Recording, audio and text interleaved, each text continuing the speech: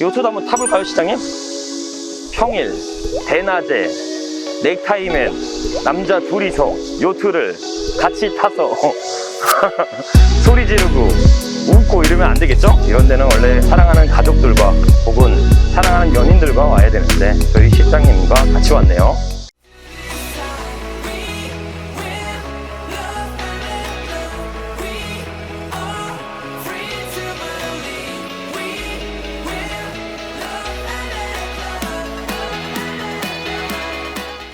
자, 반갑습니다. 대장 김상준입니다. 오늘 말씀드릴 물건은 누구나 한 번쯤은 보셨을 만한 경매 물건이며, 이걸 낙찰받은 사람은 어떻게 사용 수익화할 수 있을까 생각해봤던 물건을 소개해드리도록 하겠습니다. 자, 본론으로 넘어가기 전에 해당 경매 물건은 서울 한강에 있는 근린시설이 경매에 나왔습니다. 그럼 간략한 경매 물건의 스펙사항을 전달드려 볼게요. 해당 경매 물건은 서울 영등포구 여의도동에 위치한 근린시설입니다. 토지는 매각 제외이며 건물만 매각하는 경매 물건입니다. 감정가는 64억으로 출발하여 현재 50% 유찰된 상태로 약 32억 8천만 원부터 시작하는 물건이죠. 경매 물건 이미지를 좀 보도록 할게요. 건물 디자인은 국내에서 보기 힘든 건축물입니다. 해당 물건은 1층부터 4층까지 구성되어 있으며 층별 용도는 일반 음식점으로 사용하고 있습니다. 상부채 건물을 지지하는 하부채, 즉 바지선, 푼툰, 계류 설비는 매각 제외 품목이나 단독 효율 가치가 없고 개별 분리가 어려워 부합물 내지 종물로 판단하여 매각에 포함되었습니다. 그 외 요트를 정박할 수 있는 계류장과 그걸 연결하는 도로까지 구성되어 있습니다. 단 건물만 매각이며 요트 정박 및 주차장은 매각 물건에 포함되지 않았습니다. 자, 그럼 권리상 하자 여부가 있는지 체크해 보도록 하시죠. 말소 기준 권리는 2012년 근저당이며 이후 설정된 모든 권리는 소멸합니다. 권리상 유독 많이 보이는 게 가압류권자들입니다. 해당 가압류 설정권자들은 전부 임금채권, 즉 월급을 받지 못해 가압류를 설정하였고, 그 가압류권자 2명이 강제경매 신청까지 접수하였습니다. 수많은 임금 채권이 설정된 것으로 보아 심각한 경영난을 예상할 수 있을 것 같네요. 부동산의 권리 분석이 끝났으니 임차인의 권리 분석을 해보도록 하시죠.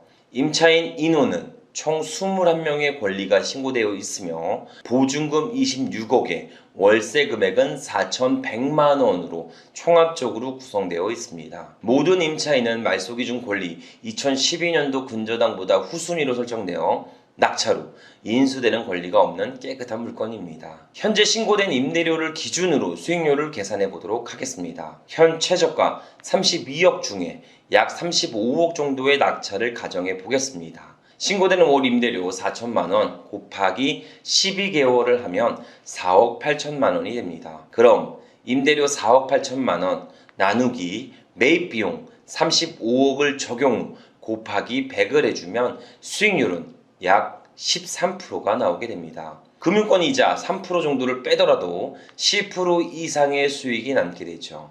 즉 매월 3천만 원의 순수익을 예상할 수 있는 매력적인 물건으로 보여집니다. 하지만 해당 임대차 현황은 왜곡이 되어 있습니다. 다수의 임차인들이 경매가 진행 중인 시점에 사업자 등록을 하였고, 그 외 채무자 또한 임대차 현황에 높은 임대료를 기재하였습니다. 즉 신뢰하지 못한 임대 구성이며 현장 확인을 통해 보다 정확한 임대차 계약 현황을 체크해 봐야 될 것 같습니다. 자, 여기까지 한강에 있는 근린시설 경매 물건에 대해 간략하게 전달드렸습니다. 해당 물건은 한강 위에 떠 있는 수상 건물이자 요트 선착장입니다. 간략한 물건의 스토리를 전달드려 볼게요. 한강에 위치한 해당 요트장은 오세훈 시장 전 한강 르네상스 사업의 일환으로 민간 자본 270억 원을 투입한 사업이었습니다. 준공 후 20년간 주 서울 마리나가 소유 및 운영권을 보유, 2031년 3월 31일 기간 만료 시 서울시에 기부 체납될 시설물입니다. 현재는 코로나라는 전체적인 경기 침체로 인해 경영 악화가 진행되어 경매에 나오게 되었습니다. 해당 물건은 국회의사당 바로 뒤편에 위치해 있으며 요트장에는 요트가 정박할 수 있는 계류시설 90선석이 있고 공연장 및 웨딩홀이 들어선 마리나 센터 등이 있습니다. 한강 요트장 사업은 코로나 악재로 인해 당분간 계속 표류할 것으로 보여집니다. 자, 해당 물건은 치명적인 하자 두 가지 정도가 있습니다. 그중 첫 번째로는 건물만 매각으로 토지 사용권을 행사하지 못하게 된다는 거죠. 해당 토지의 소유권자는 서울특별시에 있으며 2031년 3월 31일 기간 만료 시 서울시에 기부 체납될 시설물이라는 겁니다. 그럼 기부 체납될 물건을 뭐하러 낙찰받나 이렇게 생각할 수 있을 것 같습니다.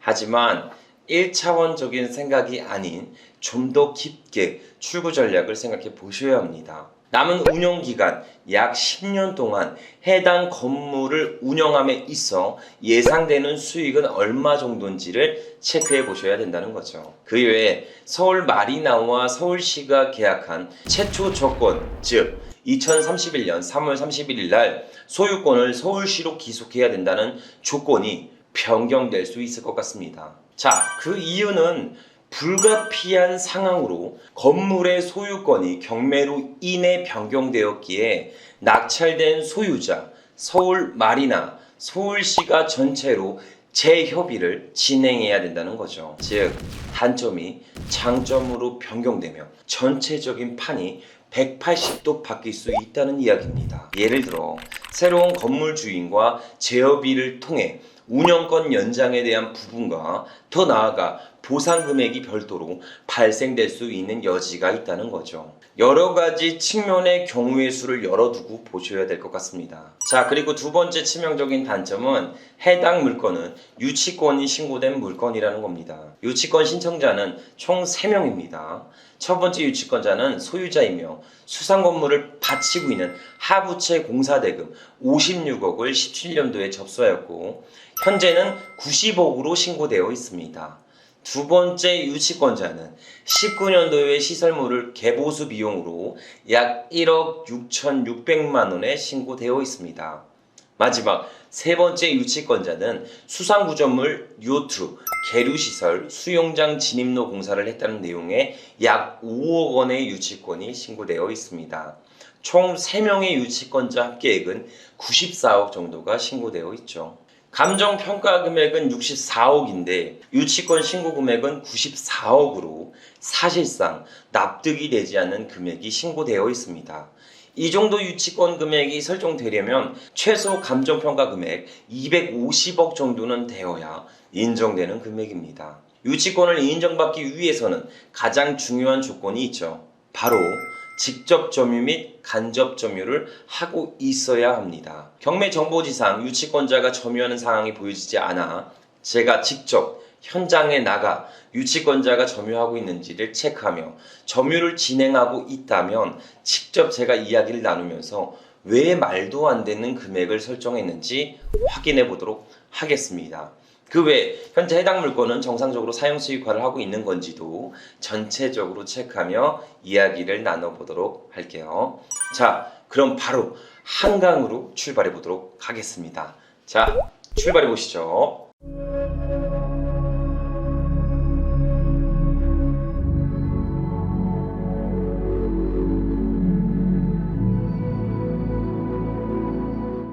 자, 드디어 마리나 요트장에 도착했습니다. 우선 물건지 이미지 좀 보여드릴게요. 한번 보여주세요. 자, 여기가 요트장이고 마리나 요트 시설이고 요 밑에가 계류장, 그리고 요 왼쪽에 보이는 것이 요트가 정박된 선착장. 요트들 보이시죠?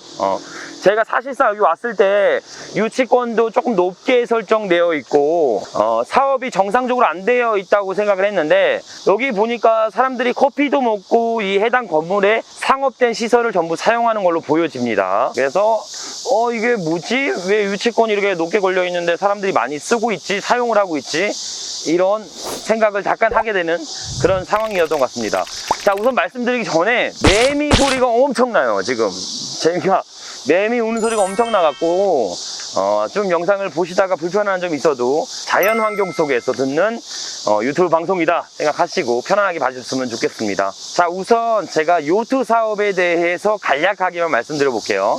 요트 사업은 크게 3가지 중에 1가지 정도가 설정됩니다. 가장 첫 번째는 선박 임대업입니다. 요트를 빌려줘서 임대해줘서 수익을 창출하는 모델이죠. 두 번째는 보관 계류업입니다. 그러니까 이 요트들이 선박할 수 있는 곳을 임대주는 사업이다 라고 보시면 됩니다. 마지막 세 번째는 수리 정비업입니다. 수리 정비업은 일부 전문가들이 포진되어 있어야 되기 때문에 계류업이나 보관업이나 임대업 위주로 많이들 진행을 하시긴 합니다. 요트 사업은 지금 이 극성수기 여름인 이 지금이 가장 성수기라고 볼 수도 있어요. 즉 지금이 가장 핫한 성수기인데 활성화가 그렇게 잘 되어 있지는 않는 것 같아요. 요트도 정박된 게 너무 많고 사실상 사업성에 있어서 크게 우위를 두고 있다라고 보이진 않습니다. 선박업의 특성상 기상이변이 가장 큰 변수를 만들게 됩니다. 예를 들면 태풍이 불면 가장 큰 문제지만 매 시간마다 변경되는 기상이변으로 인해 애로사항이 가장 많은 사업 중에 하나이기도 합니다. 일반 사업과 동일한 생각으로 사업을 하시면 큰 손실을 볼 수도 있긴 합니다. 그 외에 모든 업종이 비슷하겠지만 가장 중요한 게 유지관리 비용, 그리고 홍보 마케팅, CS 운영 등이 중점이 되긴 할 것 같네요. 자, 여기까지 요트 사업에 대해서 간략하게는 전달 드려봤습니다. 우선 우리가 해당 물건을 보러 온 이유 하나가 유치권이죠. 과도한 유치권 설정이 정상적으로 적용이 되고 있는지, 그리고 유치권을 통해 점유를 활동을 하고 계신지를 확인해 보도록 하겠습니다. 유치권을 행사하고 있으면 통상 해당 건물을 사용 수익화를 하지 못하게 하는 게 대부분입니다. 하지만 제가 쭉 보니까 유치권자랑은 좀 거리가 먼신 분들이 해당 건물을 전체적으로 사용 수익화를 하고 계셔서 유치권을 통해 해당 목적물의 사용 수익화를 제재하는 행위는 보여지진 않고 있습니다. 만약 이 영업을 유지하기 위해서 부속물로 유치권을 설정한 경우는 유치권에 성립되진 않습니다. 그 외에 민법 324조 유치권자의 선과의 의무에 의거하여 채무자의 허락을 받아서 해당 목적물을 사용 수익화는 할 수 있습니다. 결론적으로 제가 목적물을 보러 왔는데 유치권이 좀 높은 금액이 설정되어 있어서 해당 목적물에 플랜카드가 설치되어 있거나 펜스를 통해 해당 사용물을 사용 수익화하지 못하게 막거나 컨테이너를 갖고 났거나 이런 경우의 수는 하나도 보이지는 않고 있어요. 그래서 해당 물건에 대해서 보다 자세하게 현장에 제가 직접 가서 물건의 1층과 2층, 3층, 4층에 대해서 면밀하게 검토해 보면서 유치권자가 점유하고 있는지 혹은 사용 수익화를 막고 있는 것인지를 재차 확인해 보도록 하겠습니다. 자, 한번 출발해 보시죠. 자, 가시죠. 이쪽이 마리나 요트 주차장입니다. 전문 주차장이거든요. 근데 이게 안 나왔어, 경매로. 여기 안 나오고 저기 건물만 나왔습니다. 즉 낙찰을 받으면 이 건물이 내 거지 이 주차장과 이 계류장은 제 게 아니에요. 선착 계류장. 그러니까 이 건물로만 사용 수익화해야 되는데 사실상 서울 마리나랑 협의를 통해 해당 문제점을 찾아나가야 될 것 같긴 합니다. 자, 이렇게 진입로죠. 해당 목적물로 들어가려면 이렇게 주차장을 지나서 이렇게 인도를 통해 해당 목적물까지 들어가야 됩니다. 요트를 지금 선박업을 하고 계시는 것 같아요. 그래서 요트도 한번 타볼까요, 시장님? 평일, 대낮에 넥타이맨 남자 둘이서 요트를 같이 타서 소리 지르고 웃고 이러면 안 되겠죠? 이런 데는 원래 사랑하는 가족들과 혹은 사랑하는 연인들과 와야 되는데 저희 실장님과 같이 왔네요. 요트를 탑승할 수 있게 연결하는 도로 같습니다. 인도 같죠? 요트랑 연결할 수 있게끔 탑승한 인도 부분이고 이렇게 해서 1층까지 진입이 가능하네요. 의외로 여기 오시는 분들이 많이 있는 것 같아요. 그래도 장사가 좀 되는 것 같긴 한데 유치권 신청이 꽤 들어갔는데 이게 유치권이 90억 이상이 설정된 건물이라고는 전혀 보여지진 않습니다. 통상 90억 정도 걸리면 여기 다 바리게이트 쳐 있어야 돼요. 그리고 플랜카드 현수막 라카칠까지도 전체적으로 설정되어 있어야 합니다. 이쪽이 요트 탑승장이네요. 일로 이렇게 나가서 탑승하게끔 되어 있습니다. 정상적으로 사업이 진행되는 걸로 보여지긴 합니다. 오늘은 안 탈게요. 실장님이랑 못 타겠습니다. 아무리 돈을 많이 줘도 실장님이랑 둘이 요트 타는 행위는 못 할 것 같습니다. 그리고 이쪽이 화덕 피자를 파는 곳이네요. 안에 손님도 많습니다. 피자집. 좀 이따가 1층 내려와서 커피 한 잔 먹어볼게요. 사람들 너무 많네요. 좀 이따 들어와 보겠습니다. 2층으로 한번 올라가 보시죠.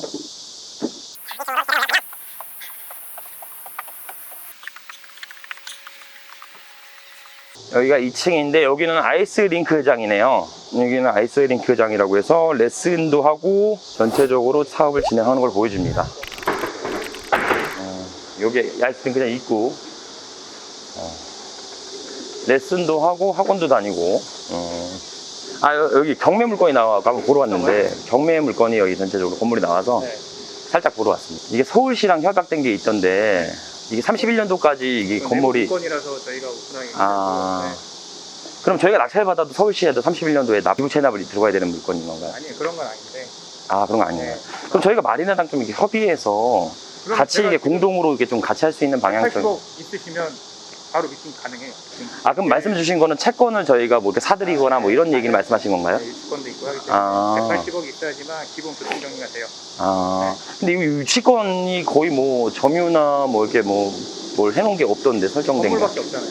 건물밖에 없어서. 그럼 제가 바로 한번 연락을 좀 드려보도록 하겠습니다. 사무실 들어가서 명함 좀 드리고. 자, 우리가 임장을 하는 도중에 서울 마리나 측 여기 요트 사업 하시는 분의 관계자분을 만났습니다. 만나서 이런저런 얘기를 나눴어요. 우선 첫 번째는 여기서 더 이상 촬영을 하지 말라는 얘기를 하셔서 저희가 아예 거기서 중단을 하고 우선 나왔습니다. 그리고 또다시 얘기를 했는데 해당 경매 물건은 약간 치하되듯이 얘기를 하시더라고요. 31년도까지 서울시와의 계약은 아마 이렇게 이 해당 목적물을 31년도까지 쓴 다음에 해당 물쪽을 기부 체납하는 조건으로 서울시와 계약이 된 건데 마리나랑 아마 연장될 거다. 뭐 이렇게 기부 체납 쪽으로 가지는 않을 거다. 그런 거는 걱정하지 않아도 된다. 그리고 경매 입찰과 다르게 그냥 당장 170억 가져오시면 우리랑 한번 얘기를 나눠보자. 현찰로 170억 가져와라. 그럼 이야기를 나눌 수 있게 하겠다라고 했는데 제가 말씀드렸죠. 아니 경매 낙찰가가 30억대인데 170억을 왜 얘기하시냐. 그러니까 뭐 채권 인수계약부터 해서 여러 가지 사항들을 얘기해 주실 것 같아요. 그래서 나중에 얘기를 좀 나누기로 하긴 했습니다. 우선 목적물은 저희가 전체적으로 다 봤어요. 1층은 커피숍이자 그 매표소 형태로 지금 진행을 하고 있습니다. 화덕 피자를 팔고 있었는데 안에 손님도 많았어요. 그래서 커피 한 잔 먹으려고 했는데 내부에서 좀 이런 것들을 자제해달라고 하셔서 나와서 봤는데 사실상 영업은 정상적으로 진행되고 있었습니다. 그리고 요트도 정상적으로 사용 수익화 되고 있었어요. 임대업이 되고 있었습니다. 보관 계류업과 임대업을 동시적으로 진행하고 있었어요. 참고로 김 실장님이랑 돈을 많이 줘도 전 안 탄다고 했죠. 요트는 타지 않았습니다.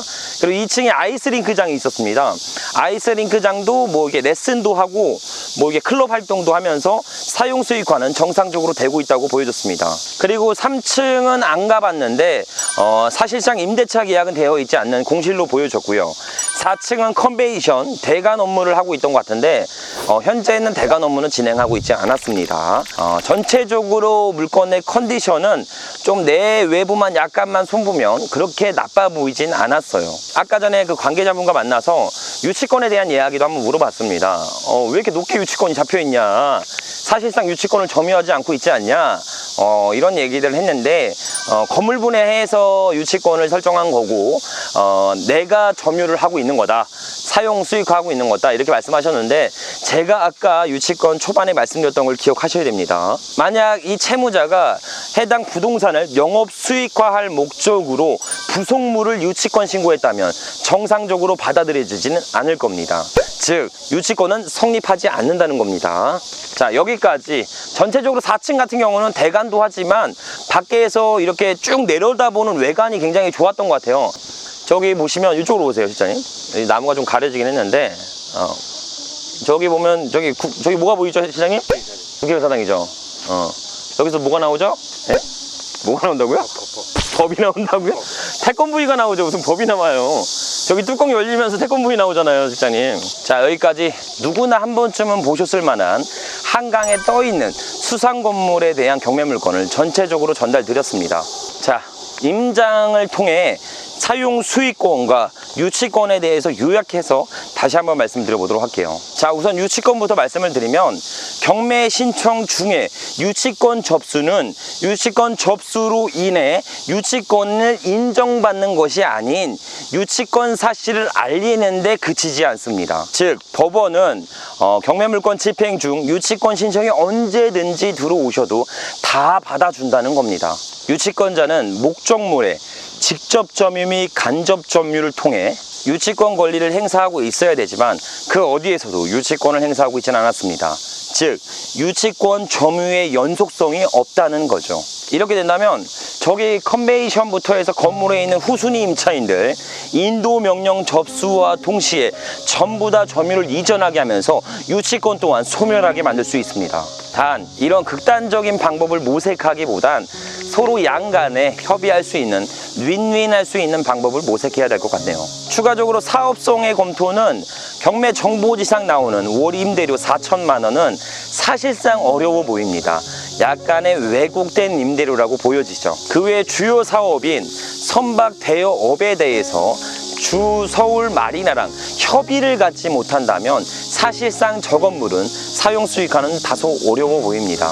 건물까지 진입하는 도로 및 인도, 계류장까지 매각 물건에 포함되어 있지 않아 단독적인 수익을 만들기에는 건물이 좀 어렵고 하천 점용 허가 또한 마리나 측의 허가가 나오기 때문에 사전에 채무자랑 충분하게 협의해서 원활한 출구 전략을 잡는 게 해당 물건의 포인트라고 보여집니다. 자, 여기까지 한강 위에 떠있는 선착장 건물 전체적인 경매 물건에 대해서 말씀을 드려봤습니다. 부동산 경매 투자는 하나의 출구 전략만 구상하고 입찰한다면 큰 수익을 만들기는 어렵습니다. 다양한 상황과 여러 가지의 시뮬레이션을 그리면서 부동산을 보기 시작할 때 비로소 안 보이던 시야가 열리게 되는 것입니다. 그로 인해 더욱더 높은 가치가 있는 부동산을 볼 수 있게 되며 인디언의 시야를 얻게 되죠. 오늘 해당 영상을 통해 무조건 안 된다는 생각을 버리고 다양한 관점에서 부동산을 볼 수 있는 시야를 기르셨으면 좋겠습니다. 성공을 만들고 이뤄낸 사람들은 공통적인 특징이 있죠. 안 되는 이유를 찾는 게 아니라 무조건 해결하려고 도전하는 습관이 있습니다. 즉 실패를 두려워하지 않는다는 거죠. 실패를 하는 것보다 그게 두려워서, 실패가 두려워서 아무것도 안 하는 게 더 두렵다는 것을 미리 알고 있습니다. 운 좋게 한 번에 이룬 성공은 오히려 독이 될 수 있다는 거죠.